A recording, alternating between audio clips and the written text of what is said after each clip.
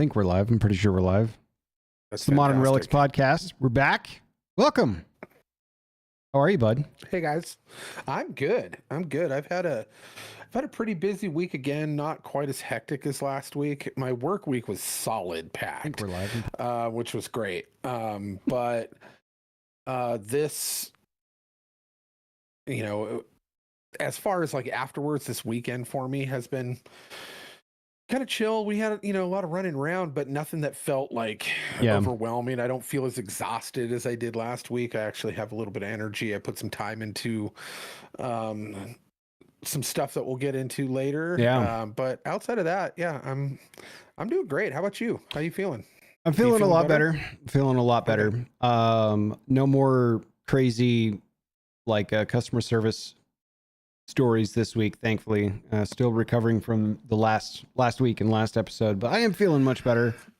I ran across one of those random Instagram reels that just feeds you stuff, and it's like, how long is he going to watch this so I can feed him more stuff?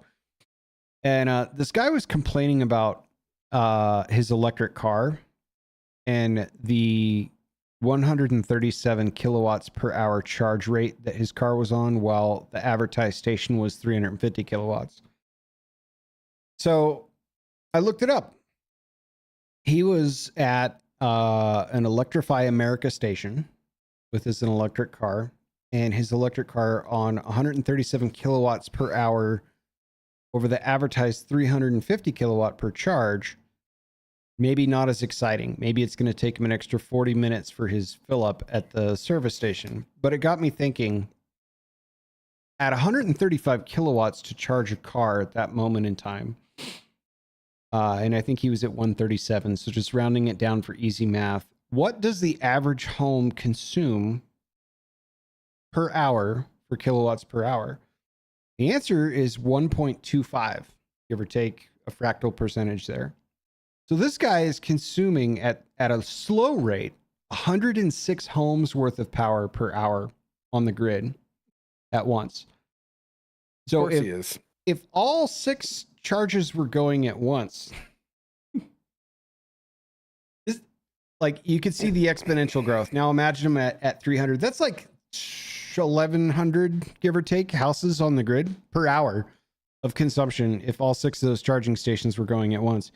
And it's a wonder why guys like me are a bit resistant to stuff like this. Now, I'm not opposed to alternative fuels. I'm, in fact, a huge advocate of exploring things like nuclear, right? Because it's not like we're going to be driving around with atomic bombs. It's really just harvesting energy from the decay. You know what I mean? Yeah. So, and absolutely. I get there's danger in that too. So maybe we should refine some of that, but the shove it down your throat mentality of everyone just hop on the grid and it's just going to be A-okay. Like, never mind the rolling blackouts and brownouts that states like New York and California would experience instantaneously and overnight if all of us had chargers at home. But put that into perspective. Like, my man's complaining about 137 kilowatts per hour, which if I give him the benefit of 2 kilowatts, 0.2 kilowatts per hour, he's still drinking up, where's my number? 106 homes worth of power at one time per hour. Yeah. But that, that is somehow saving the environment. Right. Right. That we are transitioning over to some type of power source that I don't even understand how they connect the dots, let alone convince people that this is a viable option. Like, where does that electricity come from? Out of the earth. It's not tree made. This isn't sustainable. It's not reusable. There's none of the terminology that can be applied to this. This is purely fossil fuels, or what they call fossil fuels, right? Fueling your massively this insane energy draw for one car, right? For one car. Now, And then, so there's really like, I've never seen a benefit to any of this because I don't believe that they are energy efficient as is proven, They're especially if you not. look at the economic Right. and environmental crisis that these things cost with the lithium mining and all of the other things. But ultimately, you still need fossil fuels to charge all the to fire up all the generators to create the electrical um, power stations. Yeah. So nothing, and they're slow. They can't travel far. There is no benefit to it, none at all. I am I could see absolutely Joe Towney that does no driving far that would require a sure. flight to get everywhere. That's like, you know what?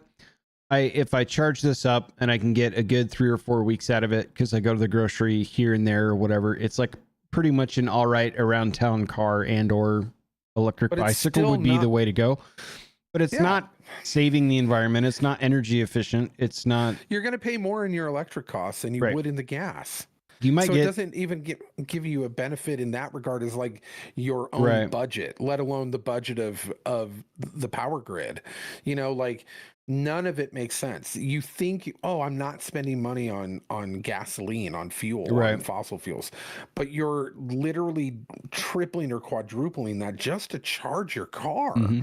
So none of it makes sense. Yeah. And so I And it's a wonder why we're in constant battles with utility companies raking us over the coals for stuff like this. It's like, well, yeah. now they're incentivized to because none of this was part of any infrastructure development plan anywhere in this country. Mm-mm.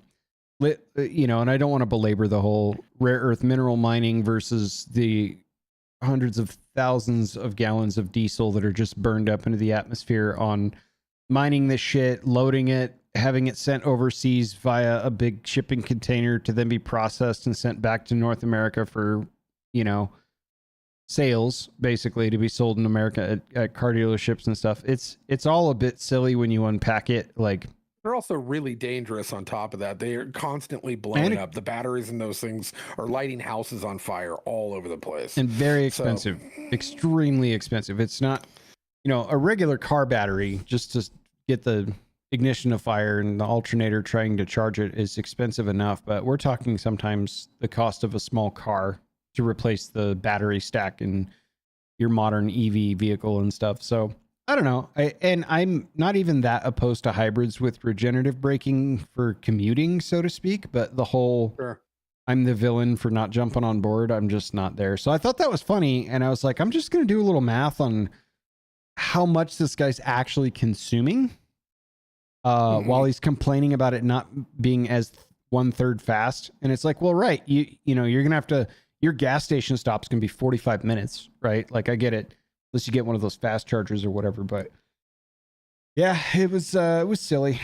So I thought that was hilarious. I figured I'd share it here. Other than that, not much. I'm the fun parts of homeownership is dealing with the homeowner's insurance and having to replace that. I'm got a new insurance company, so I spent a lot of my free time today on the phone with those folks getting policy stuff figured out because it's time to balance budgets and look at better offers, and that was a pain in the ass. Hopefully worth it, but we'll see.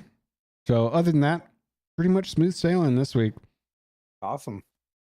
Yeah, as far as stuff going, Kate, my daughter got her first speeding ticket. Oh no. Yeah, and this actually happened a couple weeks ago. Like, yeah, about 2 weeks ago. And she called us immediately, and she was actually more mad because she goes, I wasn't speeding. She goes, because there's a construction zone on I-90 in between Coeur d'Alene and our house, and it's 55. And we have a tracker app on her. Like we have that Live 360 app. Anywhere she goes, we can actually see how fast she's driving. It tells you. The girl's never sped a day in her life, like maybe 1 or 2 miles an hour over, but she's a 18-year-old grandma. Like Right. she knits in bed, you know, like, and she was offended because as the cop was pulling her over, she had just looked at her speedometer and she was going 58, and she goes, I gotta slow down. Right. at 58, she was going 3 over, and she's like, I got to slow down. And as the cops started pulling her over, she thought it was for somebody else. She's just like, oh, so they're going to get somebody. And she's like, wait, it's for me? And the cop pulls her over, and I guess she was super rude. And Kate was just like, look, I don't ever speed. And she goes, you were going 68. And she goes, no, I wasn't. She goes, I clocked you at 68. She goes, you didn't. No, you didn't. And so she issued her a ticket. And in a construction zone, it was a $90 ticket, which she has the money to pay. She's got no problem paying it. But she's like, I wasn't. I was like, then contest it. Here's how you do it. And she went down there yesterday to the courthouse to actually contest it. But she had to file for she had to submit for a court date. And so she went down there by herself and just went, this isn't right. I didn't do this. And so, and we kind of loosely have like, tracking data for that basically said the whole day that she was driving, she went 71 at the top. Right. And that's like further, like 10 miles down the road in Coeur d'Alene when the freeways are all free and open. Even then, she's going 1 mile an hour over the speed limit. Right. Like, and that it gave us the report. She only went 71 the whole day, which is par for the course for her. We never see her ever, because she knows we watch all the time, so we're going to be like, why were you doing 60 and a 45? Like, what were you doing? Like, where were you? And she knows that we'll get her, so she's never ever driving fast. So she's going to go down there and fight that, and I have a good feeling that she'll probably win. Yeah, because cops don't like coming in for contested tickets. They have to show up, and then they'd have to bring the radar. They'd have to do prove so much stuff that chances are they're just like, throw it out. Who cares? When was the last time this was calibrated? Blah blah blah. Yeah, and I think I don't know if it's still the case, but I think if they don't show up, it's automatically thrown out. Right. It is. Yeah. Okay. That is the case. So so we'll see how that goes. She's got, I think, the 16th of February is her court date for it. Mark your calendars. Yeah, we'll see how it goes. Should we bring her on the pod for a court date sentencing party if she gets off? I would love to. Yeah, I would love to, but she's like, I barely see her anymore. She's been working 40 plus hours a week at the coffee stands now. Jeez. So like, yeah, she's just grinding. She's going. So I'm like, all right, you're not a bad now. thing. Go for it. Nope. She's already getting lots of accolades, and she'll probably be going into some shift leader position before too long. But yeah, so besides that, I put together a list for you. Let's do it. Let's do it. You want to do it? Let's do it. So, all right, for the people listening and watching, last week, Angel, we had decided the week previous to put together what our dream cabinet would be on a political level for the United States of America. So basically, and it could be from anybody in history, from any kind of walk of life. We didn't necessarily have to pull them from a political field, and also just basically who we would like to see in a designed cabinet that would kind of govern the country the way we would like to see it governed. And kind of a fantasy football team, or like a dream team kind of situation, like the 92 NBA basketball Olympics, that kind of scenario. So it's our consideration for Hall of Fame, sort of what we would do for the president, the vice president, and some key cabinet members. And this is your rebuttal. So we went through mine last week. If you didn't catch that, you could check it out on YouTube or Spotify. I'm excited. I only got this picture of your choices minutes before we fired up the pod, so I haven't read through the whole thing. So I'm excited, man. Yeah, it's gonna be fun. Is there any way that you can pull up on your screen your choices? Not that you'll be able to see, or the guests. That's fine. I don't mind. But yeah, I can pull that up. The guests can't see it? Not yet, no, because I have to I have to actually change. Okay. I need to build a scene for that, basically. Okay, Basically, our tech support needs tech support. Well, speaking of which, that got sent off to Dell, by Oh, the way. good. Yeah, it's all getting taken care of. So I was actually not calling him out there. I just meant literally our tech support needs tech support. But it's my job. It's my job to call him out. Like, so yeah. Oh, we have a couple of the same answers. This is fun. Yeah, there was a couple that I agreed with. Yeah. So yeah. Okay. So, Okay. All right. You want to start from the top and work my way down? Any order you want to take it. So remember, everybody, this is literally us just drafting people into these positions based on what we'd like to see. Yeah. So a lot of people would probably venture to guess that out of the gate, I'm just going to put Trump at president, but that's not the case. Like, I like the guy. I'm going to vote for the guy. I think he's the best president of my lifetime. However, my all-time favorite president, due to his governing and his style of governance, Right. his style, was our 30th president, which is Calvin Coolidge. So Calvin Coolidge. He was the president from 1923 to 1929, and that's an odd number of years if you noticed. Calvin Coolidge was the vice president to Harding, and Harding died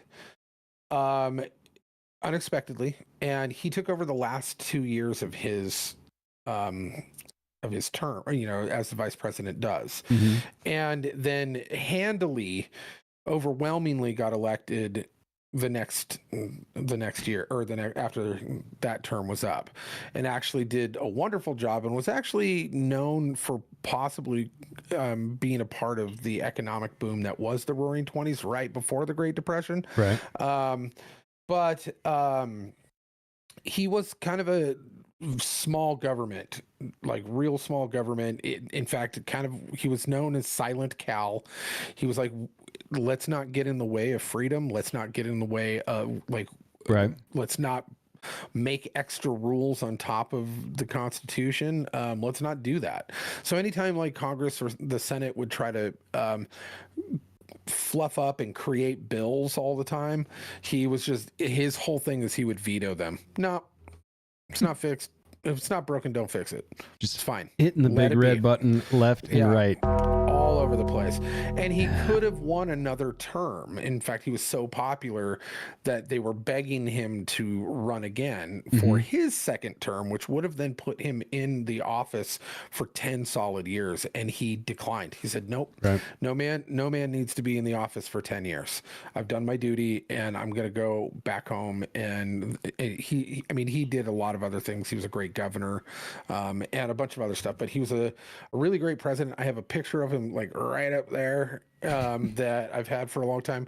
Calvin Coolidge is my dude. I even have the Pez dispenser in my station at the shop. He could have given us term limits if he felt that strongly about it. Then we wouldn't have career politicians. That's true. But he doesn't have the authority to do that. I know. Congress, Convention of States, and Congress and Senate with a supermajority or 2/3 majority would actually have to be able to pass that. So we have Calvin. Where's Hobbes? Yeah. Well, we've got Calvin up there because I think I would like a president who has a big hammer and a soft voice. Somebody who's going to sit up there and just go, no, we're not doing that. Right. We're not doing that either. We're going to shrink as much of this as possible. Keep in mind, too, much like I said with your cabinet, that I'm filling names into cabinets that I don't think exist. Right. Yeah. The caveat here, if you haven't listened to last week, is that there's many of these positions we would outright do away with if we got to just pick a dream scenario. But for the effort of a decent draft board, we just pinned them in because they exist today. Yeah. So my VP, who I think would just be an incredibly amazing advisor of the same tone as Calvin Coolidge, is the great Ron Paul. Let's go. And Ron Paul, I think if I didn't have Coolidge as president, I would want Ron Paul, and it would be a fantastic ticket for the two of them. I think that they are very similarly minded, and I think that they would share the same ideals as far as like American exceptionalism without unnecessary global intervention and keeping us out of stuff that we don't belong. Right. Ending Trundling along in places we ought not trundle. Right. Yeah. Right. You're absolutely right. And, ending the Fed, that's something Ron Paul, Do you think Ron Paul lost because at one point in time he ran libertarian, and so the right just said you're not blue blood enough, basically? he wasn't establishment enough. Yeah, he wasn't handpicked out of, the establishment, and he was running against stuff that really scared them, mainly ending the Fed. Right. They don't like it whenever anybody says something like that, and that was kind of what he ran on, and everybody was cheering him from the country. Yeah, end the Fed. But he, the powers that be were like, whoa, no. We're all in their pockets. You can't do not handpicked by the Republican Party. However, on this podcast, we like our presidents and vice presidents like we like our coffee, which is handpicked by Juan Valdez. So could you imagine just riding up on the burro in the morning and, gracias, Juan Valdez, Ron Paul's a good Ron Paul. Ron Paul's a great pick. And honestly, I'm a bigger fan of Ron Paul than Rand Paul. And I do like Rand, but his dad is a superior. Yeah, absolutely. I would have loved to see that get a hell of a lot more traction. I mean, even to the Bernie Sanders level of traction for the opposition, which is like, this is never going to go anywhere, but yeah, keep riling up the youth, It's unfortunate that it stopped before it got started, more or less, but that would have been a hell of a ticket. I'm on board. He's still alive, but he's getting pretty up there. I've seen some recent interviews, and he's still got it, but it takes a little longer to get there. Yeah, and so yeah, we got Coolidge and Ron Paul, and then I think the next on your list was the chief of staff, if I'm not mistaken. Right. So my and I actually spelt that wrong on there. I think the best chief of staff who understands the job really well. He's actually a lawyer on top of that. He's an incredibly gifted mind who has a lot, like he worked with Devin Nunes, and he's actually somebody who's but Kash Patel. Kash Patel, I think, is probably one of the most gifted political minds and younger political minds. And I think that he has an axe to grind. I think that he would make a great chief of staff and cut out all of the swamp outside of the White House, because he knows all of them. He knows who they are. He'd go in there swinging and just yank them all out. You're bad, you're fired. And then hire trusted people that he knows that would work with the administration properly and for the American people properly. And so I think Kash Patel would be a really good chief of staff, and he's not afraid to do the things that need to be done within that capacity. So I think that would be really great. On board. And I think we both agree on the next one, which is Donald J. Trump for press secretary, just for the pure lulls, just for the absolute circus show that would be. Every day I would pay-per-view. I don't care. Right. I would watch it. So I think that would be TV's best show for 4 years. Yeah, I'm already subscribing, liking, and sharing with friends on Press Secretary Donald J. Trump. Could you just imagine, like, the very first time the press gets let into the room and they're just like, they're just crumpling up the questions and chucking them because it's just going to get hammered over and over and over again. And with Coolidge and Ron Paul dude, Kash Patel would just be like absolutely do it. Just do it. He's just prodding him from behind. Yeah, just go out there. Yeah, say whatever you want. It's fine. Well, Ron Paul and Calvin Coolidge would just be the calm dudes in the background just getting work done. and like just cutting everything and trimming the budget and just being, and you've just got this absolute insane blowhard on a stage, just calling everybody fat and ugly and just like stupid. Oh, it's just live streaming on X, formerly Twitter, all of the from conferences from his own phone. Yeah. God, that would be great. Yeah. So, Attorney General. Yeah. And if I'm not mistaken, you had Mr. Shapiro there, correct? I did. I had Ben Shapiro. Okay. Yep. My pick for Attorney General is also my pick for the replacement for Ronna McDaniel for the National Republican Party. Mm-hmm. Is Harmeet Dillon. And Harmeet Dillon, if you're not familiar with Harmeet, she is probably the scariest lawyer in the United States right now. And the reason being is that during all of the lockdowns, during COVID, she is a constitutional juggernaut. Yeah. And she's somebody who moved here from India when she was very little.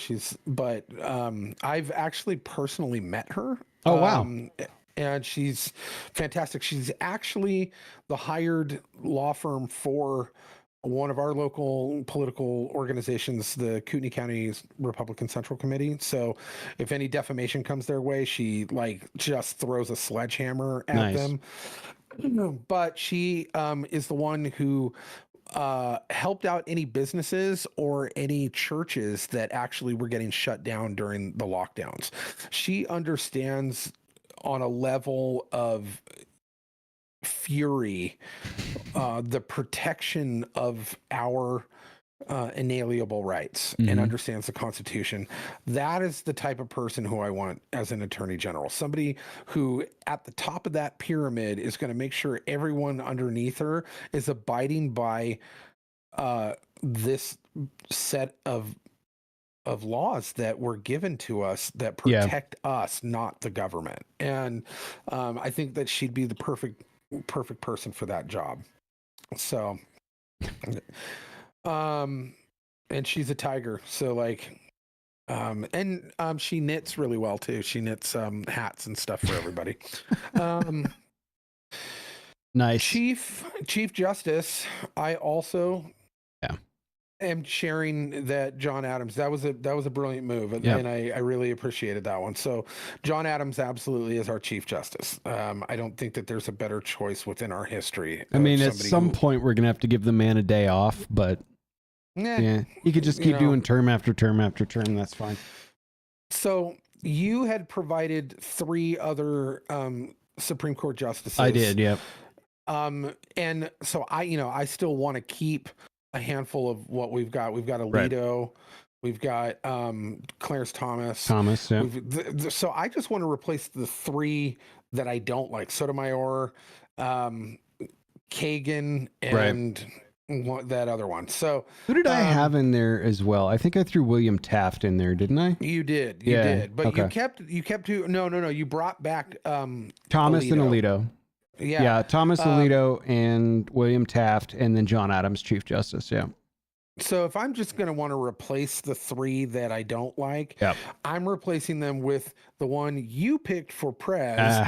I want Trey Gowdy. I want Trey Gowdy in there, just with every bit of his double-edged logic and just swinging it like a sword.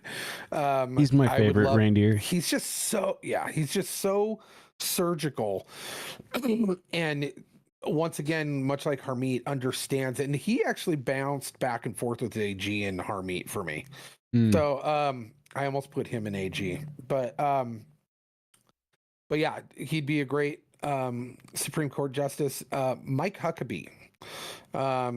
He brilliant, sound, very collected mind. I do believe he'd worked in law before, but he's been around the block many times and has a very solid understanding of law and the Constitution. I think he'd be great. And then just for fun, I threw Rudy Giuliani on there.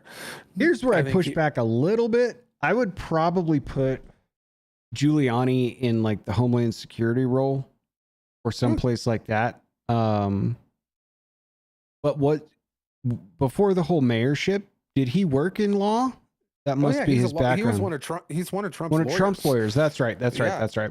yeah. No, Yeah, I he's don't hate actually a it. really good lawyer. Yeah, So I don't hate it.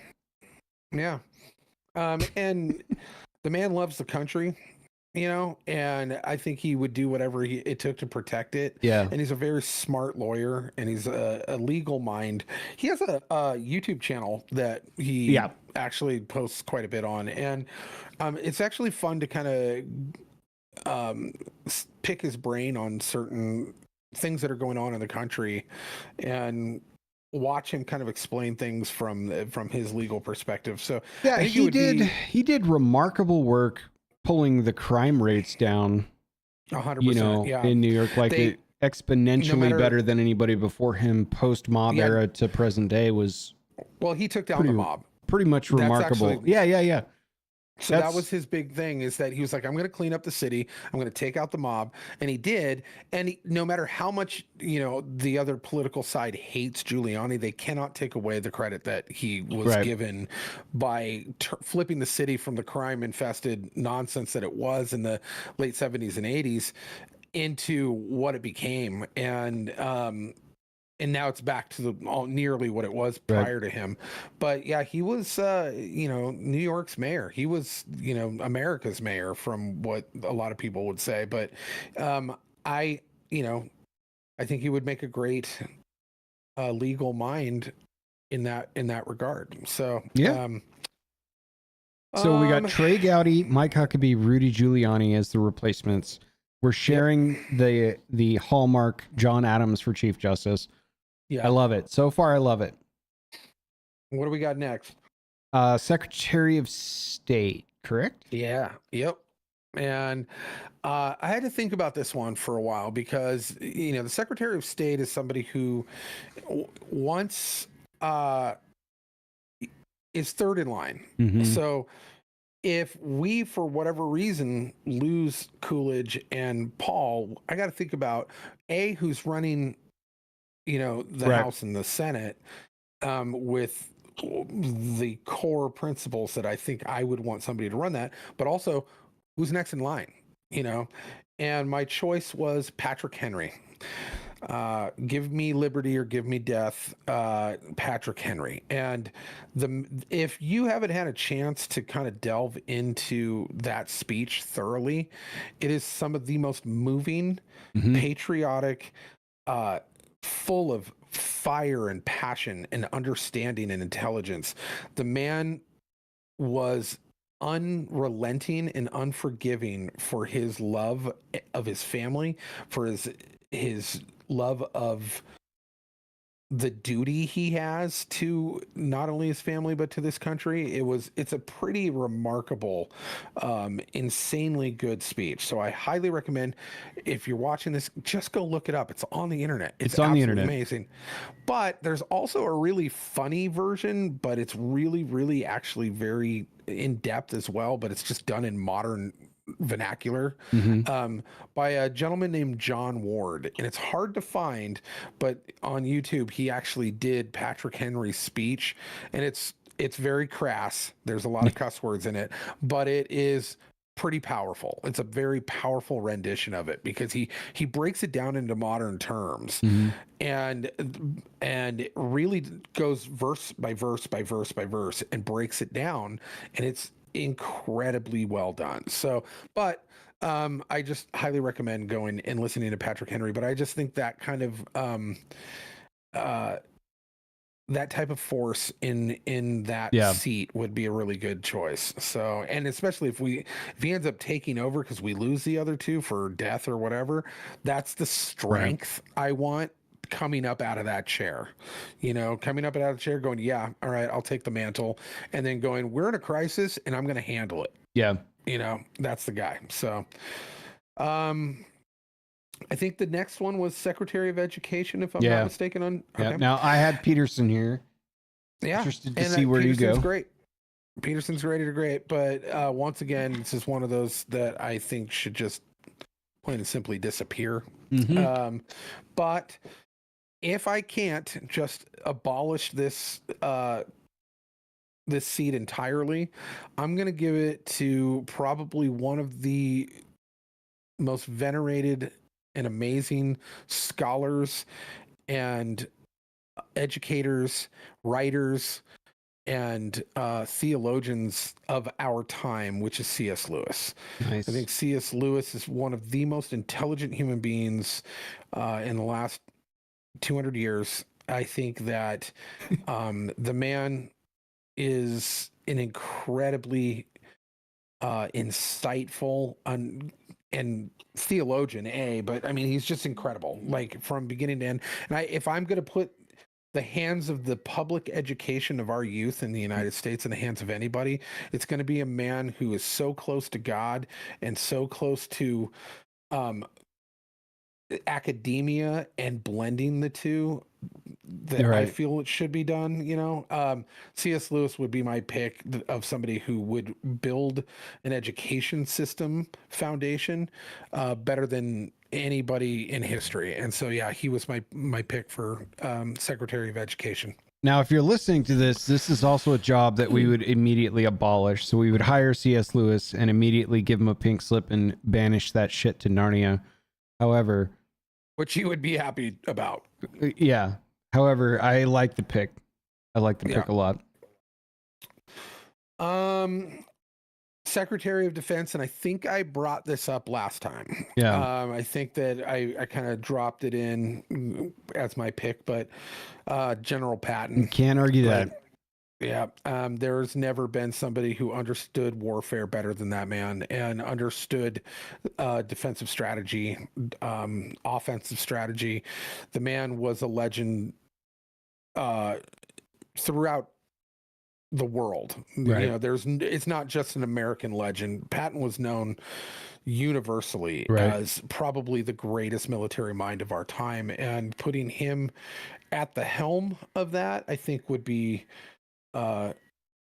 excellent and also terrifying for the rest of the world. I think everybody else would be like, yeah, we're going to all behave until that guy's no longer around. Right. I was going to say at least feared at the very least. Yeah. Yeah, absolutely. So that being said, I think that our country would, and especially under this executive branch, I think it would be, he would be very well respected by them, and they would actually really just give him a lot of loose tethers to be able to kind of do what he needed to do because they trusted him as well. Yeah, I think that's a person that would have enough agency to do the job extremely well without a hell of a lot of scrutiny or people wondering why we're involved in shit we shouldn't be from that perspective. Right. So now underneath that, we've got our 3 directors. Am I reading that right? Your next one? Homeland Security? Yeah. Oh, talk to me on this one. Okay. So once again, all 3 of these do not need to exist and need to go away. Yep. So, but if I've got to put somebody in these spots, Director of Homeland Security, which is, this is going to be a weird one, but I'm putting Tucker Carlson in the seat of Homeland Security. Talk to me about this. Well, Tucker Carlson does have a CIA background. And on top of that, he is known worldwide, and which I think we're going to talk about here in a little bit, but he actually is currently in the middle of coming back from Moscow from being the only person alive who can actually go over and actually talk to Putin himself. So he's doing an interview, which is going to, like, that's bananas to me. It's bananas. Yeah. And the fact that man has that type of clout. Right. But I thought he also Kim has Jong-un asking for Dennis Rodman was weird. This is almost weirder. Yeah. Yeah. But Tucker, everyone knows him. He's got what's it called? People everywhere. Yeah, right. He's got all, he's got contacts, very connected guy. Everything. Yeah. Very connected. And very trusted. So I think the man has the chops on the connectivity level. the world stage and a lot of other things to be the guy who could protect our borders the best. And I think that it would be a very off the beaten path type of job for him, but I think that he would step I'd up and say actually do so. it. Yeah. But I think that he'd be able to do it. I think he would be able to, he's a smart man. He'd be able to put the pieces where they need to go in order Yeah. to protect our borders. And I think that he has the right mindset to protect the borders. He sees what the problems are. And he's diplomatic. Like, let's say he's got to, our Department of Homeland Security is in constant negotiations, especially with Mexico Right. and a couple of other places. You need somebody who has negotiation power. You need somebody who has who has the ability, the gift of gab, somebody who's going to be able to make that bridge, but still hold a hard line. And I think that he's got that in the bag. So it just makes sense to me. So odd one, but I agree. I was gonna say it's a bit out there, but I'm following where you're going. It's like these translatable skills here and there. Yeah, good work. Next is director of CIA. Let's go. And none other than the dearly departed, but the late great Andrew Breitbart. And for very similar reasons, as Tucker is, where he had connections and had leakers everywhere giving him information. But the man had a fiery soul and a fiery passion for America, and he hated corruption, hated it. And so, and he was a fighter. I mean, I probably once a month I play this video clip on YouTube of him like sitting in a chair and talking about like, you're going to do this to us. You're going to do this to us. You're going to do this to us. And he looks at the screen and he goes, fuck you. And he just sits there and he looks and he goes, war. Right. And and it was that kind of mentality that he had all the time. And I think that he had the intelligence, he had the operational ability, he had the, that he would run a intelligence program, because I mean he created Breitbart News, right? And he was respected everywhere outside of corruption. Corruption hated him, but man, he would run after it with a cape on, just going after it, you know. And so I think that I want that type of honesty. I want that type of integrity. I want that type of firebrand. I want that guy in charge of the CIA, because that man will not allow bad things to happen within that system.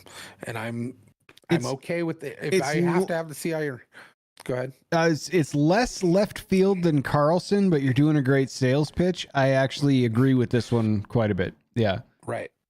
So, the director of FBI, my pick on this one is Jack Posobiec. Nice.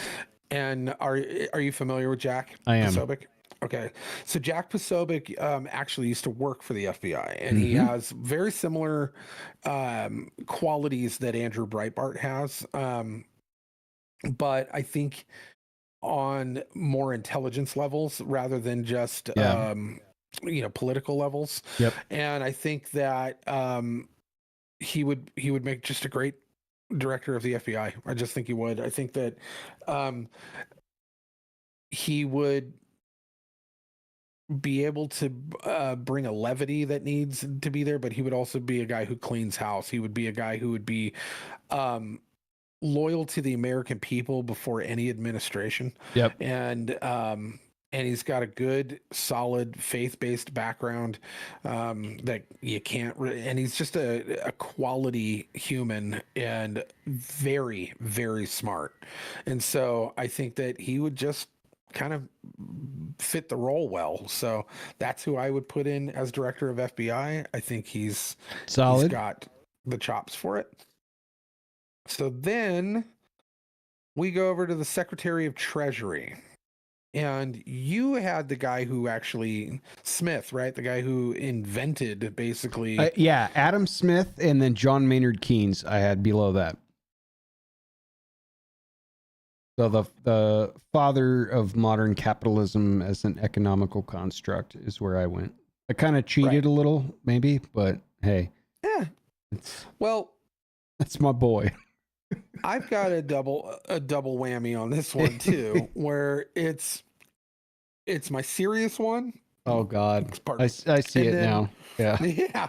But it's also because I think these guys would make a good team for a yin and yang kind of quality Sure. to them.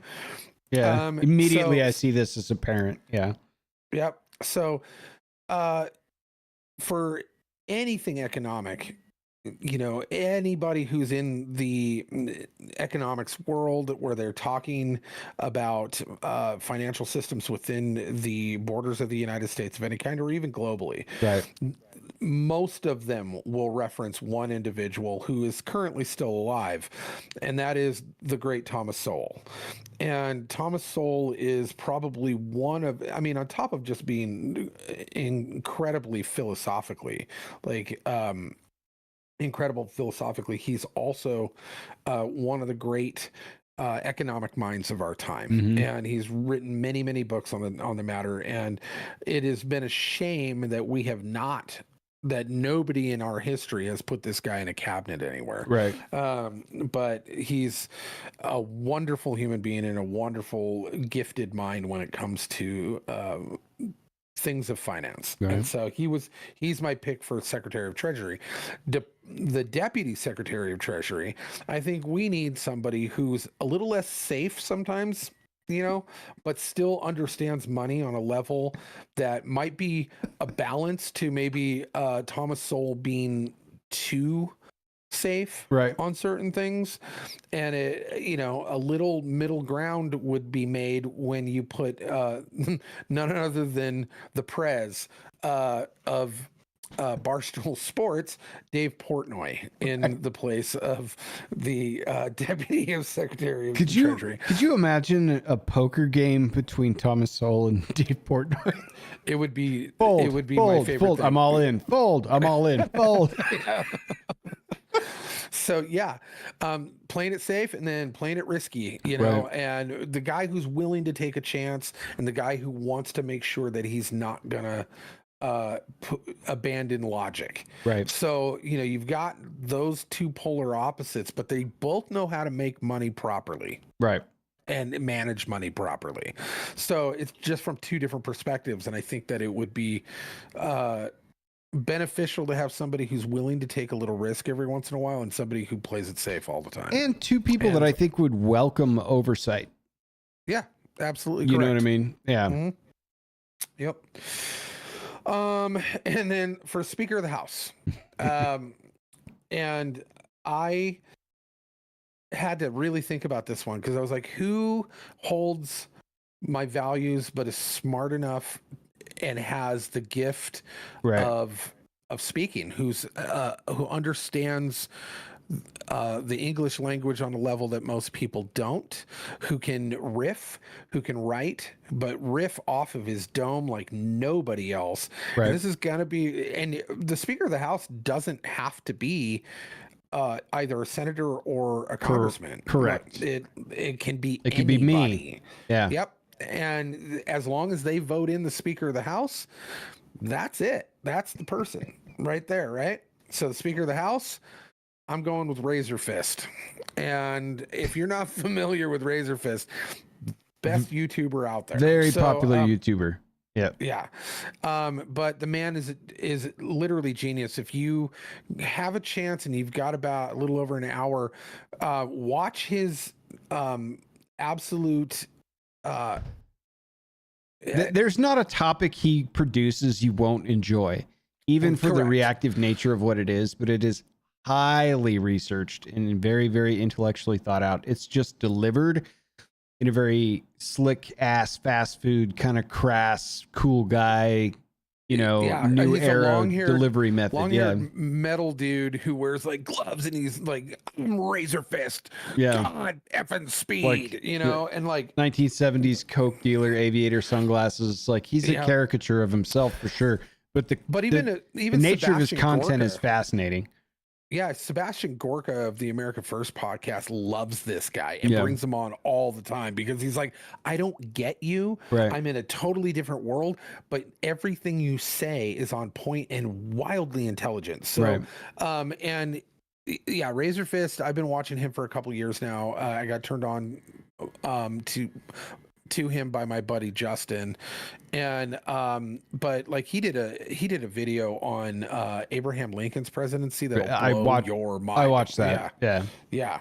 So, but I think there's a purity and an honesty there and an intelligence there and the ability to wordsmith that I've never seen in another human being before. And I think he would make a remarkable moral compass and also a somebody who can talk anybody into the ground. And so I think he would make a great Speaker of the House.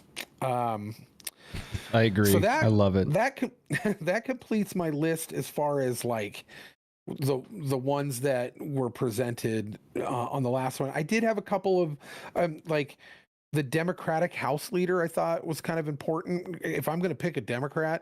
Now, my first pick was Tulsi Gabbard. I wouldn't mind having her as the Democratic House leader. That being said, she's recently denounced the Democratic Party and doesn't really have a political home right now. She's still a Democrat. She's just the best one of them. Or Jimmy Dore from the Jimmy Dore Show, because that guy's had a remarkable evolution in the last like 2 years, and he's actually the one kind of leftist show that I can watch and not hate. Yeah, and so I would agree with that. Jimmy Dore quite a bit. He just seems to be sensible and funny, so I don't mind him at all. He would, if I've got to put somebody just as a placeholder for the Democrats, it's going to be one of these two because I don't mind either one of them. It's remarkable to me, the runner-ups and even some of the names that are on your list that were on my scratch board. Oh yeah, like not joking. I had Rudy Giuliani on there, and I think you're about to get into it, so I won't bury the lead here. But you have two names on here that I also had as potentials for different roles. There's three names that I've got here that were just kind of people that I would love to put into the cabinet somewhere. I don't know where a place would be. I enjoy these people, and I think they've got great minds, and I think they've got the conviction of principles that I align with. So, and first, I think you had mentioned last time Candace Owens. Yep. And I think she was a possible secondary for Department of Education, if I wasn't mistaken. I was eyeballing her for the education department. Yep. Yeah. I think that wherever we can put her would be great. Carrie Lake is another one. And, I bounced around with her in a couple of spots, but there was just other people who kind of edged her out a little bit. But I love her fire and I love her passion. And I love the fact that she dismantles reporters. She's sharp as a tack. It cannot be argued, that you can't put her on Saturday Night Live like they did with Sarah Palin, who's a wonderfully intelligent human being, but for some reason she came off as with the ability that they could tease that she was dumb, but she wasn't. But they can't do that with her. They can't do that with Carrie Lake. And Carrie Lake, I think, is throwing grenades everywhere in the right places, and I like it. She had a fiery awakening. She was just a regular normie and realized what was going on through the news, and it just woke her up. And she's smart enough to pretty much do anything. And I'm cool with putting her in a number of different places. Hopefully she does get her Senate seat and then just kind of climbs up from there, and we can find her later on. And then the other one is just a personal one. I love Matt Christensen of the Matt Christensen show, Matt and Blonde. But if you watch his videos, the man is so level-headed. The man is so reasonable. The man understands how to analytically dissect topics and be able to present them without emotion, but with a little bit of humor. Like, he's got a good sense of humor, but he really can cut the fat off of stuff and really make you realize what's actually going on. And I don't know what exactly the role would be in there, but I absolutely would love to see him in some type of political role. The man just had his second child. He has two now that are under the age of 3. But and strangely, one of his sons is named Calvin. But yeah, I think that like Was he pretty much named after polishes off Calvin my list. Coolidge?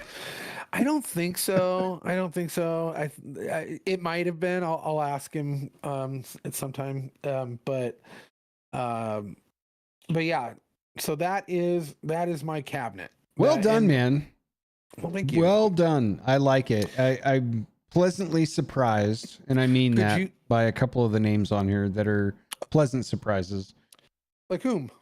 C.S. Lewis for 1 and Razor Fist cool. for 2. Couldn't be 2 more polar opposite people in history.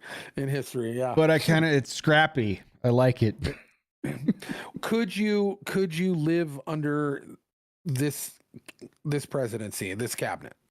Would this be something that easily the one name on here that I need two names that I need to research quite a bit more than I have is Jack Posobiec in the FBI and Harmeet Dillon for AG. Okay. Those are just 2 people I'm not as familiar with. I am familiar with Jack more so, based on history with FBI and press, but other than that, 100%. Yeah. Especially for the Trump press secretary show, which we both, we both named our press secretary. So yeah, that's awesome. I love it. You want to see what I would do the other direction real quick, and I'll just hammer through them. Yeah. Oh, you mean the not so real one? Basically the League of what is the Justice League's the Masters of Evil or whatever. The Justice League polar opposite, right? Yeah.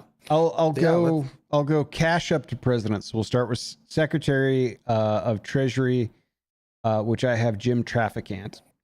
So Jim Traficant was found guilty on 10 felony counts of financial corruption and sentenced to 8 years in prison and then expelled from the House of Representatives in 2002. Thought that'd be fun to just throw him back in as the Treasury Secretary. Jordan Belfort for his deputy, which... the Wolf of Wall Street. You can't lose with the Wolf of Wall Street. FBI Director Peter Strzok, I think... Wait, I think he just, Jordan actually just... He did. Back Trump? Am I not mistaken? Yep. Did I just hear that this week? Oh, yep. That's hilarious. He did. But yeah. Peter Strzok, Director of FBI, Trey Gowdy's favorite human. Yeah, no, that guy's a solid choice. Solid human being. I went with a little nepotism on the Homeland Security and Director of CIA and hired the Dannon brothers, Moyad and Mahdi. So if you're unfamiliar with that, the Dannon brothers, let's see, I have them written down here. They're sentenced to more than 35 years combined for manufacturing and distributing machine guns intended for ISIS. So let's just put them at the top. Lloyd Frendenall. Whoa. Lloyd Frendenall will be our Secretary of Defense, and Lieutenant General Lloyd Ralston Frendenall was a general officer for the U.S. Army who served in World War II.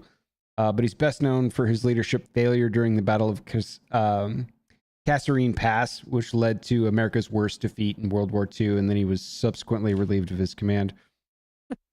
And there's a whole story around that. Interesting wiki article, too.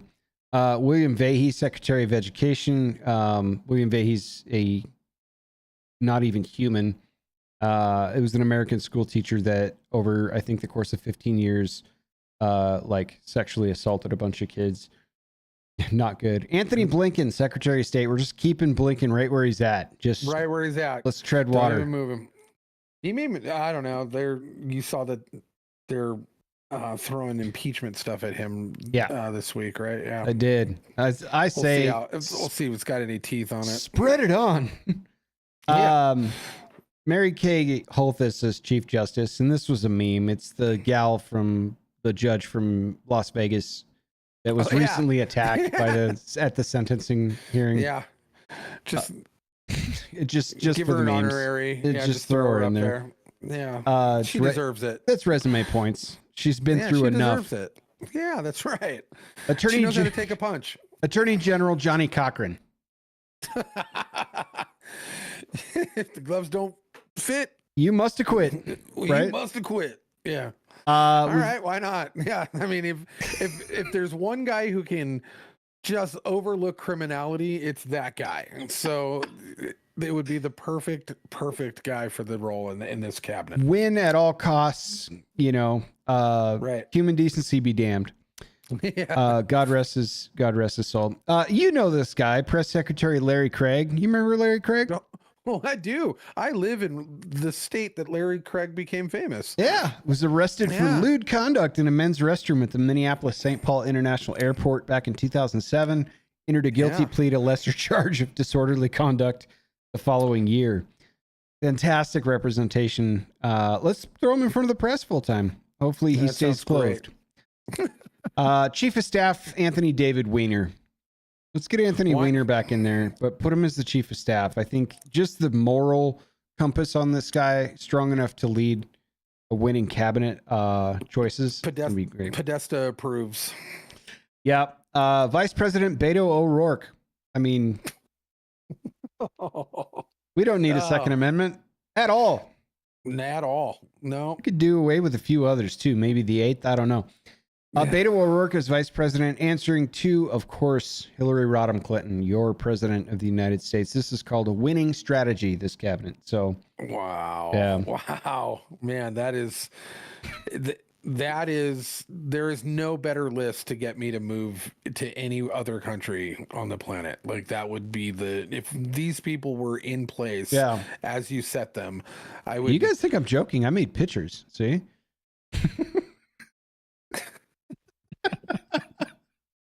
That was the United States of America draft. Obviously, I'm joking. This whole thing would just be a cluster of failure from the top to the bottom. A lot of these folks don't even have decent enough credentials to have the jobs they had, let alone get promoted into seats of government authority. So, well, the good thing about it is that it would only be for 4 years, because after that 4 years, the entire country would not exist anymore. Right. They would. So that's an interesting thought experiment. That's an interesting thought experiment. If this was the last or second to last president this country had, present day, right now, what happens to America? Do you think we fold into the EU? Well, biblically, we're not mentioned. Obviously, we brought that up before.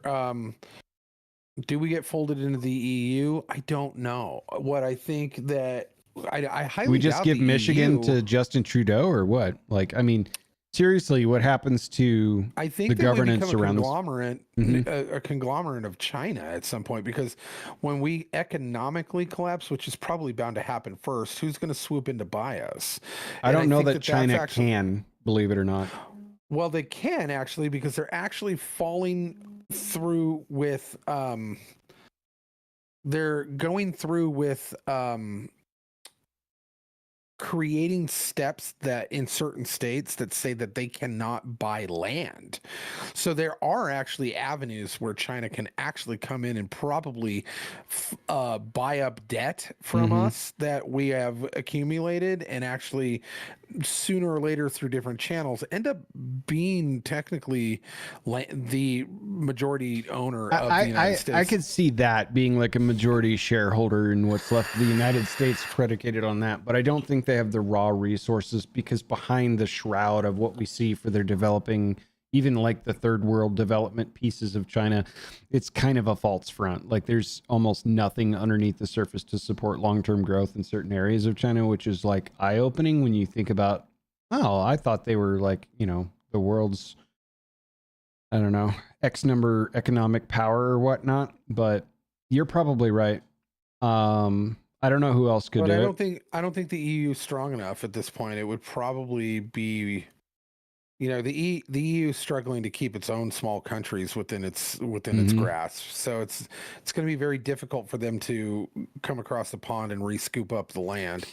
But I don't know what exactly it would look like. I think that there would probably be a power struggle over the vacuum that is left to a collapsing nation such as this.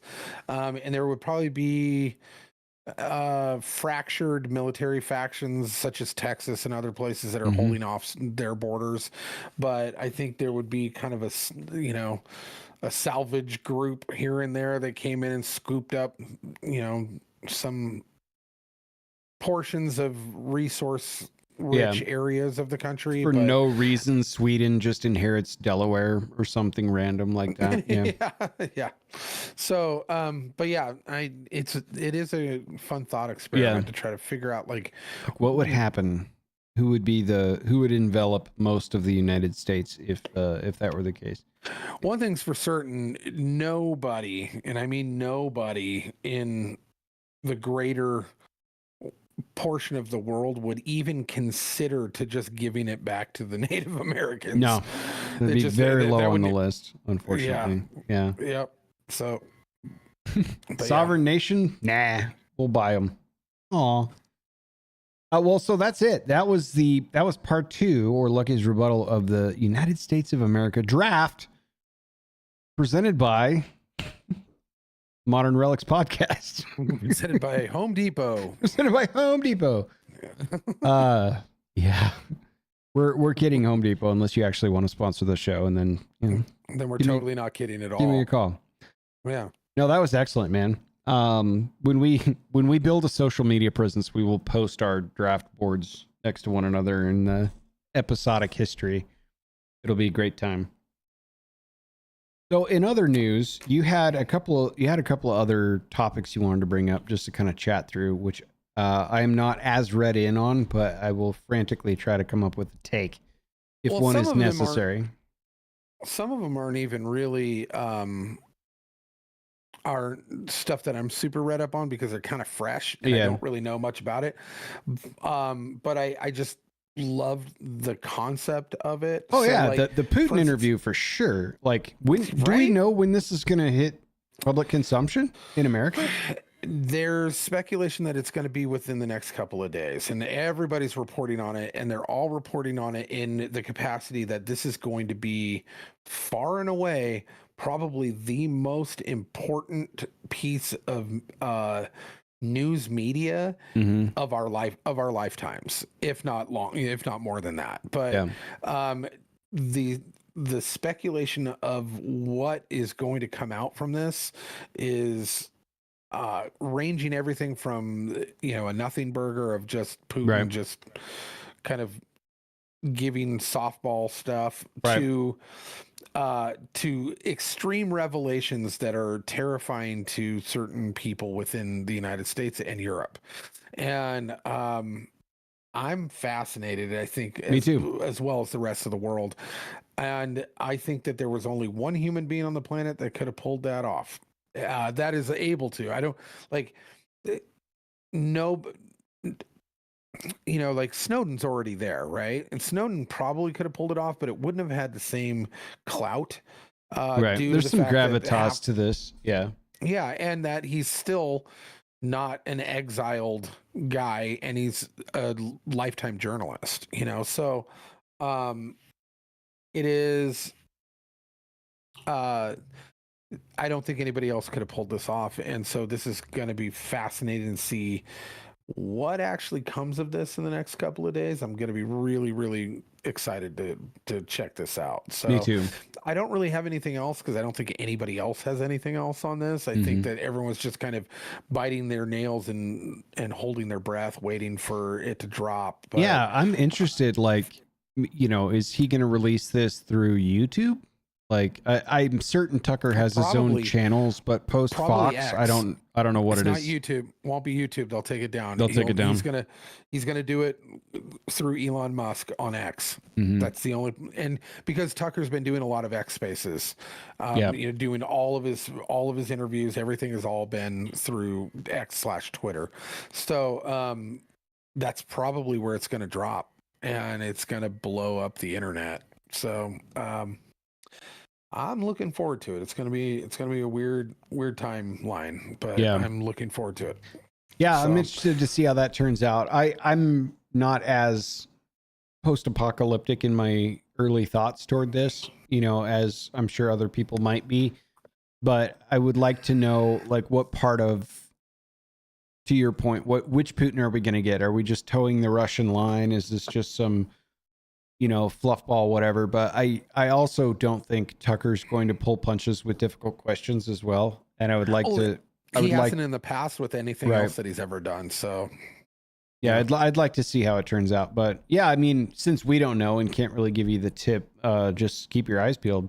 I mean, we're going to be, I guess. So I've seen rumors circulating that they're not allowing him back in the United States now, though. I don't know how true, how much validity is behind that, but I saw Twitter rumblings of people saying, yeah, they're not letting him back in. Wait, the Russians are keeping him there, or the U.S. won't let him back across? The U.S. won't let him back in because they think that it's that he's a spy. Sure. Yeah. So, but I'm sure that they've probably created contingencies for that. I would imagine he wasn't going to go over there willy-nilly without some backup plans. So. Right. In other news, Disney's getting sued again. This I'm excited about. Me too. And this is another story that I only know kind of the headline, but I just love the idea of it. Gina Carano from the Mandalorian TV show, which my daughter and my wife absolutely loved her character. And she's an ex-pro wrestler and bodybuilder and fighter, an MMA fighter, but she was also in Deadpool and did a couple other films. Yep. Yeah, so she had a kind of a newly booming acting career, and she wasn't anything to write home about, but her character on that show was actually pretty cool, and they could have done a lot with it. She said something to the effect of, like, we shouldn't, something about, like, let's not recreate othering people so that we end up going down the vein of like the Holocaust or something like that. Something totally benign. It was like not at all, but she didn't have right think and right speak at that time frame when everybody was super everybody was getting kicked off the internet for even the smallest of things. Yeah, right? Cancel culture was throbbing at its hardest. Yeah. So, and she became one of the loudest victims of that, and then she went on and ended up getting picked up by, I think, Ben Shapiro's company, and started doing work acting in those things. And it's a fantastic situation for her. That being said, who's a better Wonder Woman, Gal Gadot or this actress? That's rough. Because I don't think Wonder Woman. I don't think Wonder Woman would have been a supermodel based on the Warrior Tribe, everyone else that they cast in that movie. Realistically, you know what I mean? I think she would have been pretty fucking rad in that role. Personally, I was like, Gina Carano would have been more realistic in the idea of, but Diana Prince is supposed to be gorgeous according to the DC comic books. So Gal Gadot kind of fits that in that regard. I just don't think she has enough bulk. Like I always thought that. And so I don't know if you could mesh those two together, it'd probably be the best option. Right. She's definitely got the physique for a role like that, and I think she would have been wonderful. That would be my recasting moment for big movies. So, but she's suing Disney for what they did to her during that time frame, and that would be fine and all. Disney's getting kind of hammered from all directions right now, and they're absolutely just hemorrhaging money to the point where they're probably going to have to start dropping a lot of their properties due to just financial woes, and people are just kind of over it. And so her coming out a couple years later, coming out with a lawsuit wouldn't normally be a big deal. They'd be like, oh yeah, we've got the money to battle off somebody like Gina Carano. But unfortunately, for Disney, she got some financial backing from none other than the Elon Musk, who's probably been the biggest champion of free speech that we've seen in a long time.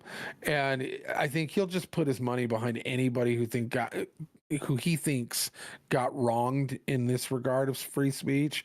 And I'm here for it. I think that Disney needs to get punched in the jaw a couple of times, if not completely, once like the Department of Education dismantled and become a memory of what they used to be. I think that Disney needs to go the way of Nick at Night on Nickelodeon, where it's just, oh, remember Nick. So and just go off into the annals of history, and we'll remember you fondly for when you actually were good.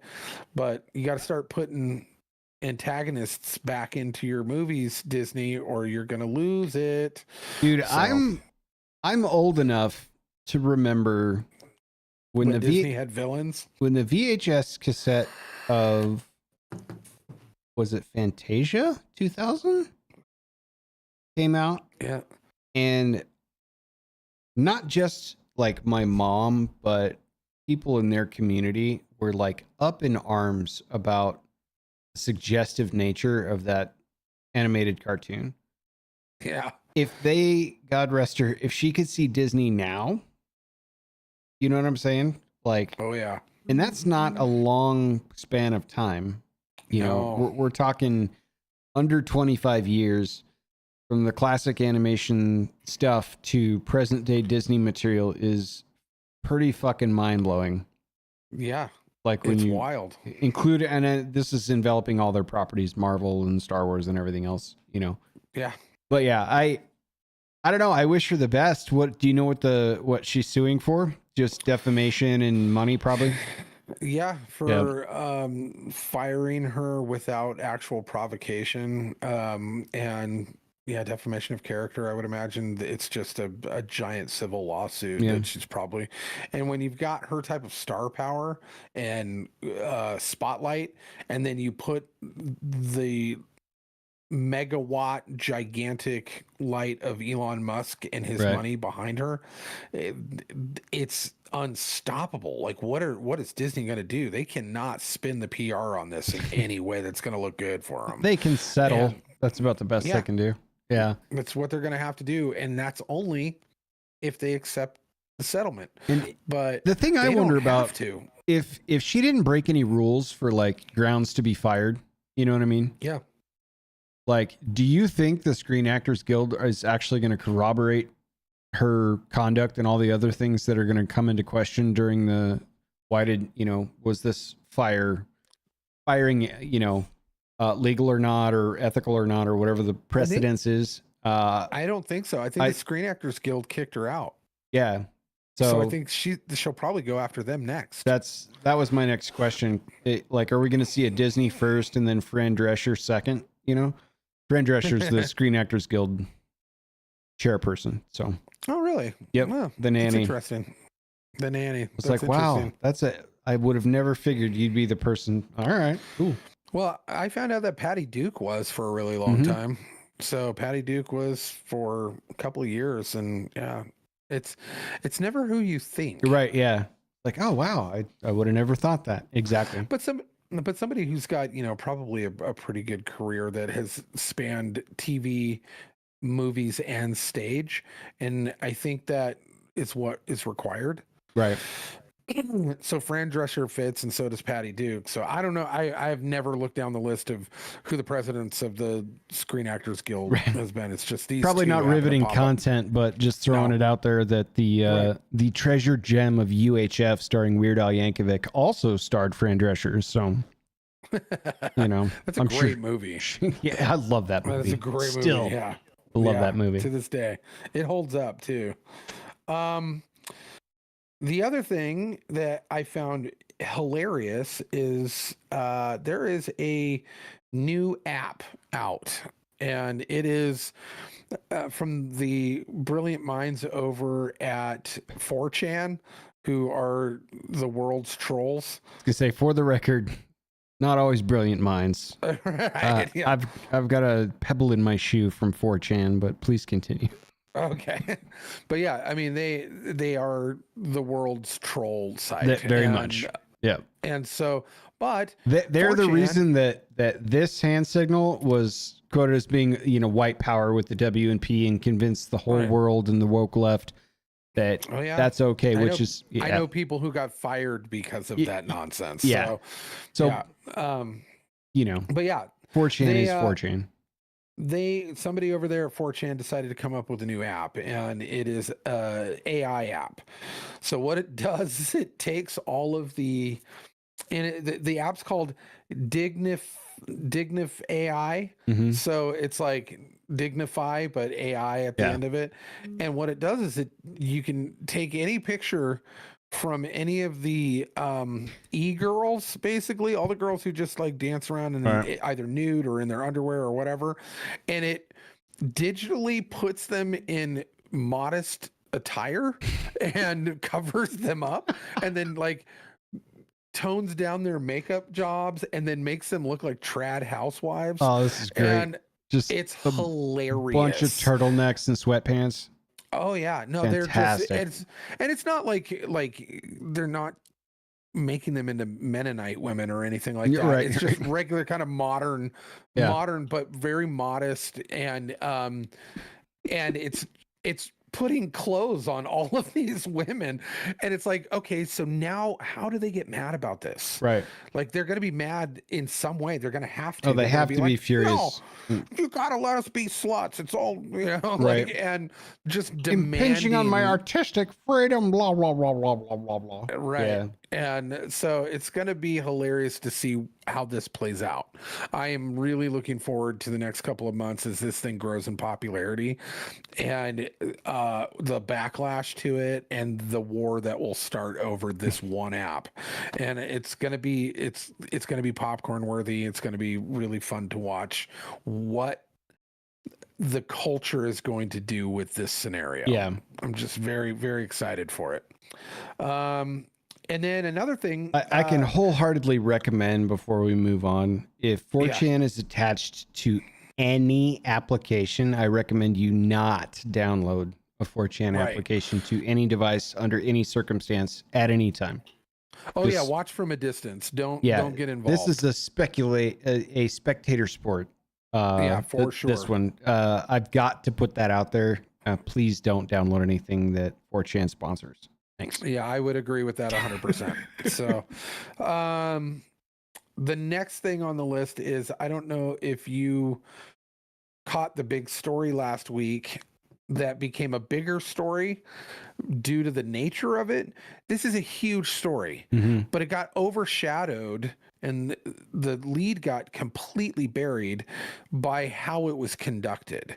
And so James O'Keefe, formerly of Project Veritas, always creating these sting ops, and everyone's always like, they're always on dates, and these people are just spilling the beans on all of their organizations, all of their nefarious activities, and just telling people on dates. And they actually have to put out memos into corporations saying, you cannot talk about this stuff on dates because it's probably James O'Keefe. And everyone's like, okay. But they do it anyway, and they always do it. They're always bragging about all the criminal activity that they're doing within government agencies or school board agencies or whatever, and he's constantly stinging these people. Well, in this particular case, it was somebody from the cybersecurity White House cabinet, somebody high up in the White House for cybersecurity that actually works with the president on a daily basis. Nice. This guy goes out on a date from a Tinder date, but it wasn't Tinder, it was Grindr. It was a Grindr date. Goes out on this Grindr date because he's gay, and he goes to dinner and just starts spilling everything. Just starts dumping the fact that the entire cabinet is completely worried that they know that Joe Biden is completely gone, that he does not have the faculties to run, that he is worse than he actually appears, Right. that they hate Kamala Harris even more. So they're frantically freaking out because they know that these two do not have the chops to win. So far, I'm perfectly aligned with the Democratic Party on this one. Go on. That they're not only incapable of winning, but they're incapable of continuing on, that they don't know what to do. So there's a whole bunch of background work going on to try to get them replaced without an election kind of thing. You know, he just starts spilling the beans on all of this stuff. Jesus Christ. Right, just dumping everything, and it's all on camera, all on film, from none other than James O'Keefe himself. Not one of his like producers producers, hired help, or people like sting operatives, you know, no one. It's him himself sitting there with a gay affect to his tone, like he's putting on a gay accent, and he's got glasses, Superman glasses. That's it. He has his hair combed a little funny, but it is 100% James O'Keefe, and the guy didn't know until the very, very end. You see him go, "You work for cybersecurity on that level, and you don't know who James O'Keefe is?" And he takes the glasses off, and he goes, "How did you not know who I am?" And the guy's like, "Oh, I know you. Oh no, I'm in trouble, huh?" Oh, and it just crashes in on him, and he realizes it. But it is the wildest stuff, and that ended up bearing the lead. That James, like the guy didn't even know it was James O'Keefe sitting there. It's just the memes coming out of that scenario are amazing. The internet's undefeated with that stuff. This is something like I mentioned to you in the pre-show when you ran the spy meet.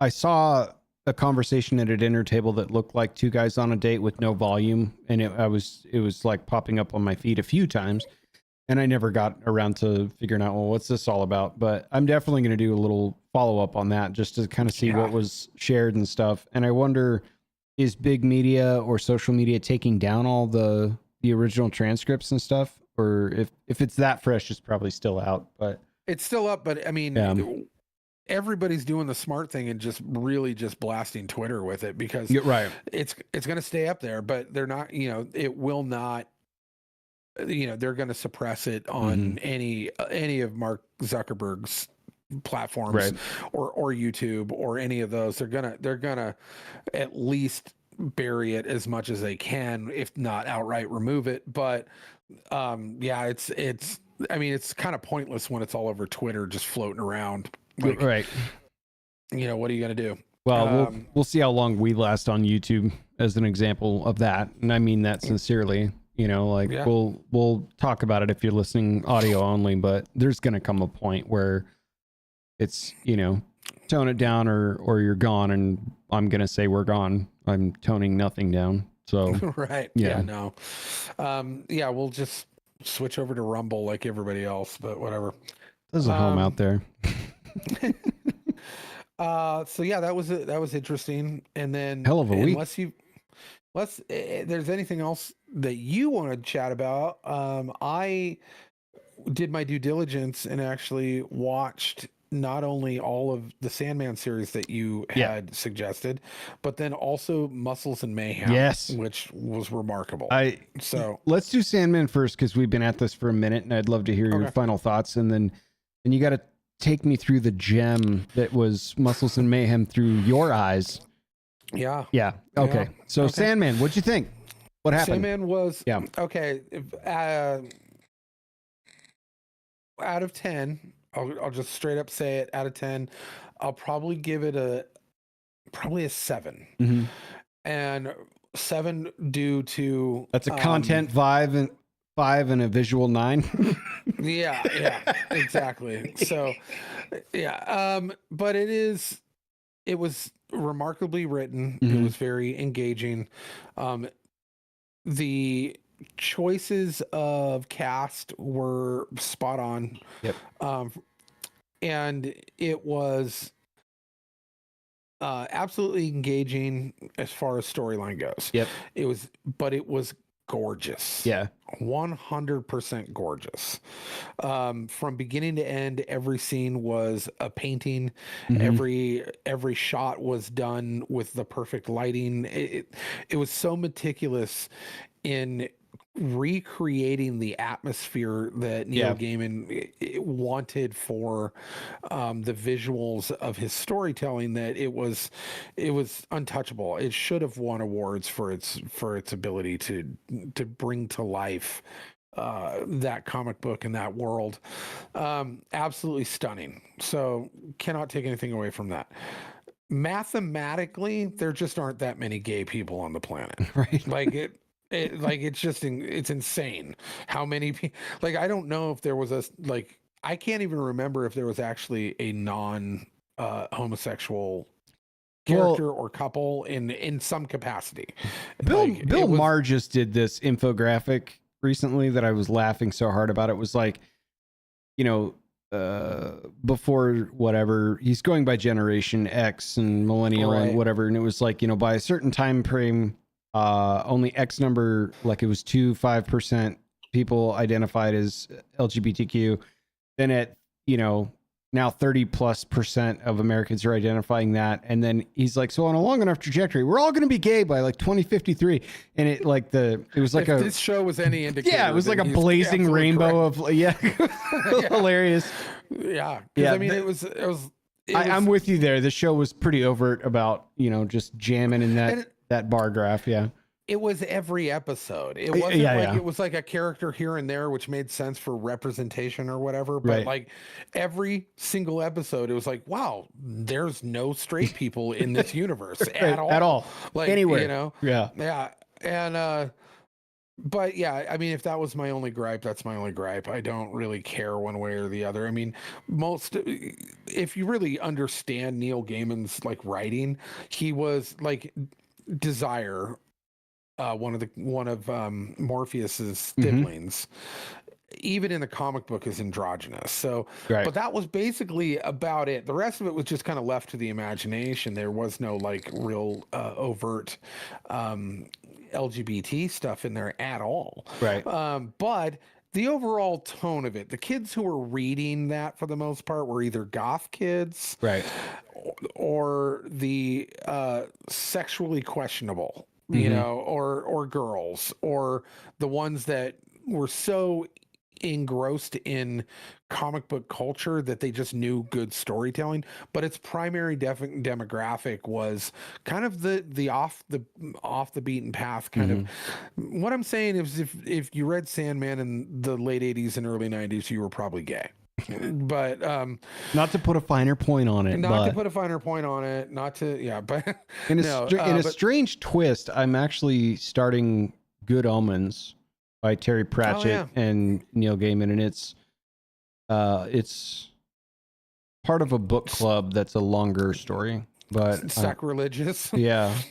But I mean, the cast once again is on point, so I'm actually thinking about starting that one too.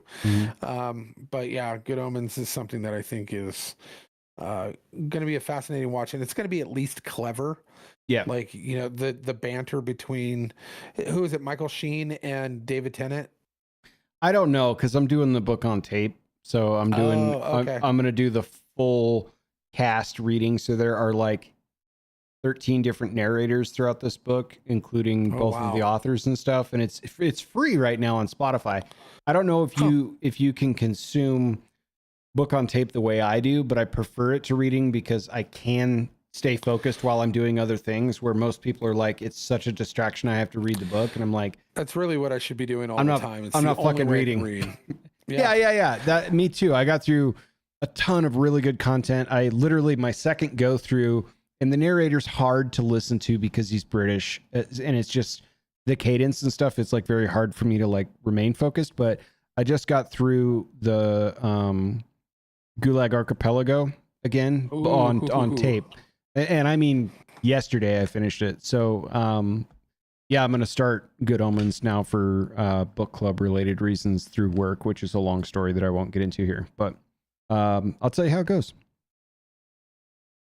All right. Sounds Yeah. good. Yeah. So, Muscles and Mayhem. All right. I wasn't going into this, wasn't sure which would be more gay, Sandman or Muscles and Mayhem.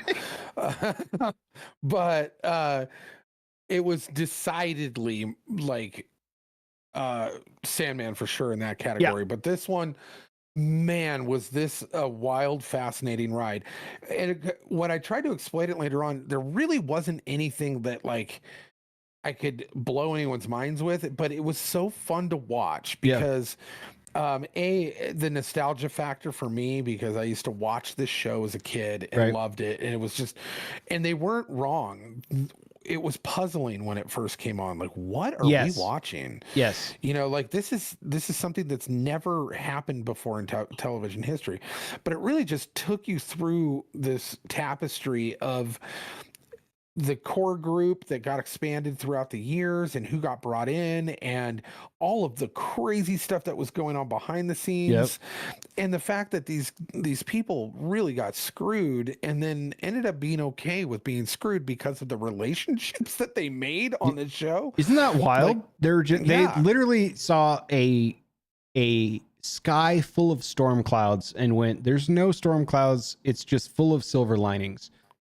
Yeah. Like, they remain friends. They're starting social media stuff together. They're all in healthy capacities, most of which have overcome addictions in some fashion. Like, except for the contestant, that main.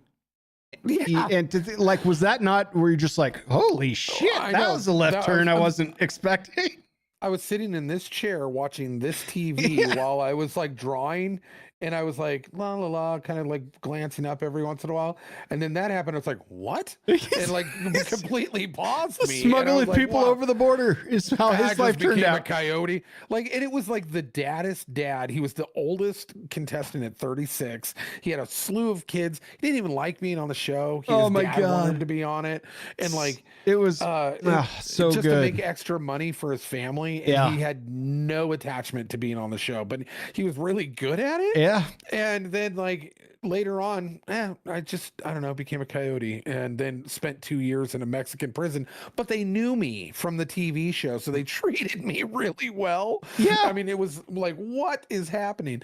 But the gal that got married to the consultant guy that used to be the military drill instructor that she hated when she first met him. And now they're like happily married and started a family and shit. Yeah. Like, the whole thing was like, just like, ultimately the cast became like, if you took a cast from any show in that time period and then tried to do a Where Are They Now, you would get probably, if you're lucky, a 50-50 split of complete and utter destroyed human beings and then a handful of people who got out alive.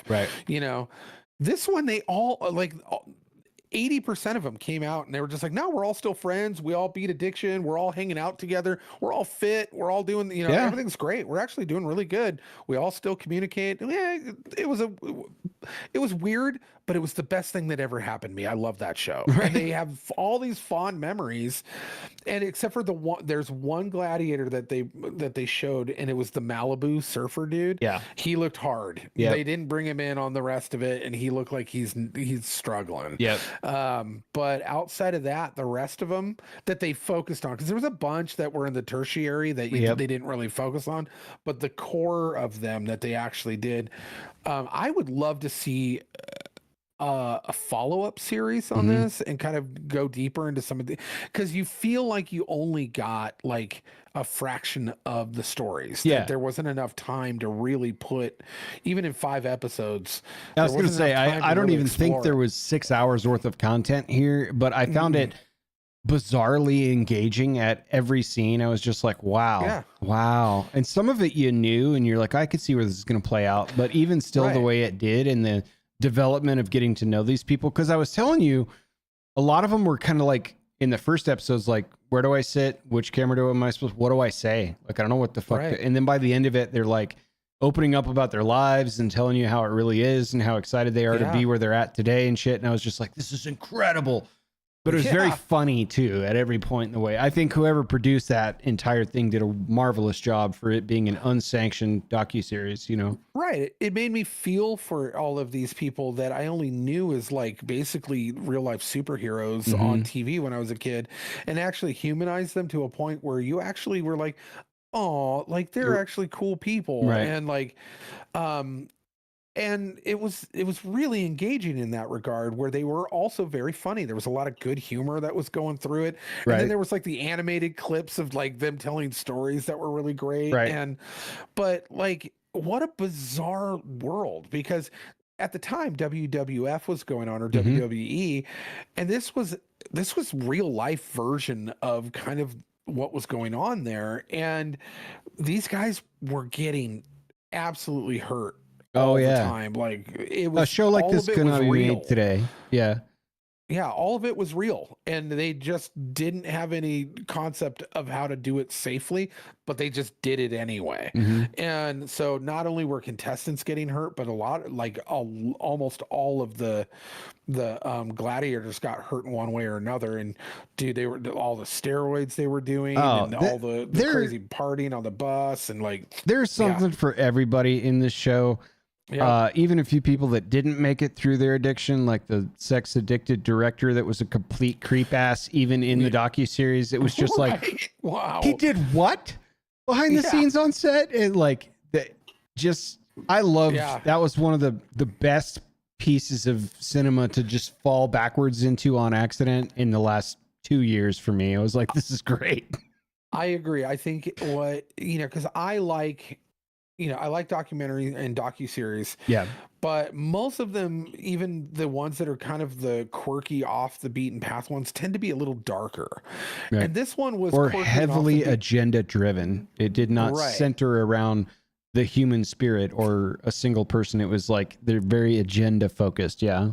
I think it has to do with who finances them personally, but agree. Either way, I'm with you. But yeah, no, I would give this probably an 8.5 out of 10. It was entertaining, completely engaging all the way through. 8.5 megs, just in case you're wondering on the scale of megs. Megs. Yeah. But yeah, no, it was fantastic. I loved every bit of it, and I highly recommend it. I think not only is it fascinating, but it's pretty uplifting in a way that kind of you don't really get a lot with those docuseries. You typically you're left like feeling icky or crushed by the end of those. And this one, you're like, yeah, you know what? That was fun. Right. And it got you through to the end, and you feel okay about it. It's not overt, like in any type of direction, but you're definitely emotionally attached to the people that you've been watching for 5.5, 6 hours throughout this docuseries for sure, with some really bizarre twists and turns along the way that also happen to be just comically understated. I mean, it was just really, really good. So good. I'm glad you enjoyed it. Yeah, I had a blast. Yeah. Yeah, I don't know what's on the docket for me this week. Movies are kind of lame right now. Like, I've been kind of scoping through all of my streaming services, and I can't really find anything that like I've been like itching to see. You know why they suck right now? Oh, the writer's strike. We had a writer's strike. Now we don't have a writer's strike, so we have to watch a bunch of shit until we get to, whatever's next. I hate that so much, but okay. Yeah, you're right. That's my take on it. Probably not. I mean, I'm kind of digging through the classics too, so. I just realized I just started last night. I started watching the Reacher series. Oh, yeah, okay. And I'm about 3 episodes in, and I'm not hating it, so I'll give an update on it later. But the Jack Reacher movies apparently are nowhere near what the books actually are, as far as the character and stuff. This is a Lee Child series, correct? I think so. One of those like, Jason Bourne writer type of guys that does espionage and shit. So my understanding, the principal grievance with this was the rights were picked up by this studio. The studio wanted to make a blockbuster, and for my money, Tom Cruise did a fun job. He's fun to watch, and I thought they were great. Where the purists or the diehards, if you're into Lee Child, are probably going to really plant your flag in the ground is Jack Reacher is supposed to be like north of 6'4", built completely out of muscle and like the human incarnation of a modern titan with just the unbelievable moral drive to execute what's right by his own brand of justice.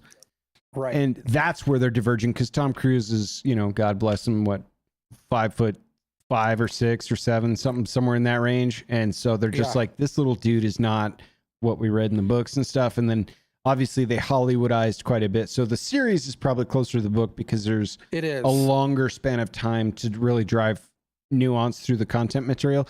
I also had that on my I'd like to watch this. I just didn't get to it yet. Because they're on like season 2 or something by now, right? Season 2, season 3, something like that. Yeah. So yeah, I'm curious to see what you think about it. Alan, I don't know, Rickman or Richmond or whatever, the guy who's didn't Alan Rickman die? Yeah, that's serious, Severus Snape. Yeah. God rest him. I like Alan Rickman. I don't know. I can't remember this guy's name, but he's enormous. Yeah, he's the guy they should have cast for it according to the book, right? Yeah. And he's doing a really good job. I've actually enjoyed him. I watched that Titans show, which is the DC Comics, and he plays Hawk in that show, of Hawk and Dove, and he did a really great job in that show. He was actually one of my favorite characters in that one.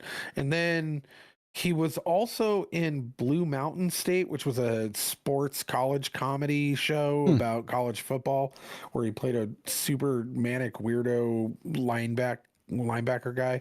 And then prior to that, he was actually in Smallville. He played Aquaman in Smallville. Yeah, I was going to say, I knew he was in Smallville, but yeah. Yeah, so I've actually really enjoyed him over the course of time, and he's gotten better as he's gotten older. Nice. And but he's perfect for this role. He's actually been it's been enjoyable to watch. I'm probably going to get a couple more episodes in tonight before bed. So, but yeah. Nice. Yeah, I don't know what's on the docket for me. I'm trying to go through. I'm trying to decide on whether I do a series review, like Indiana Jones or Star Wars or Matrix or something, or if I go through a Pacino essence and watch a lot of the Pacino classics, because he is one of my all-time, if not top 2 favorite American actors. Yeah.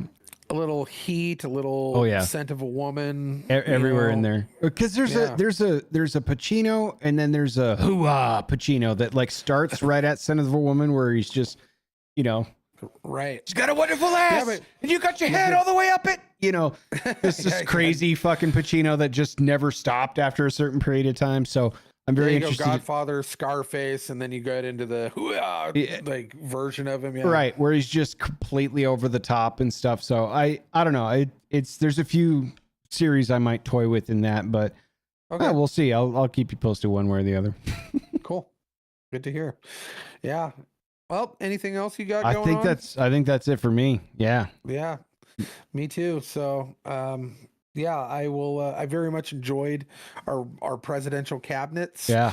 And this week has given us a plethora of bizarre stories to kind of bounce off of each other. So fun content to follow up on for sure. Jesus. Yeah. Which is what all of it really was. Right. Like all the things that we talked about tonight is like to be continued. No, for sure. I mean, I knew going into this year, like, election year, we're going to see some wild shit, but the stuff that's been popping up hourly instead of daily is like concerning. It's like, Jesus. Yeah. So the timeline is speeding up. So well, cool. I guess we'll see y'all probably next week. Yeah, you can check us out on Spotify, iHeartRadio. I think we're pretty much everywhere you can get your podcasts. We're also live on YouTube. If you want to come say hi. Or drop us an email, the Modern Relics Podcast. I think it's modernrelicspodcast@gmail.com. And we'll keep on keeping on. So we will see you guys next time. Bye, guys. See ya.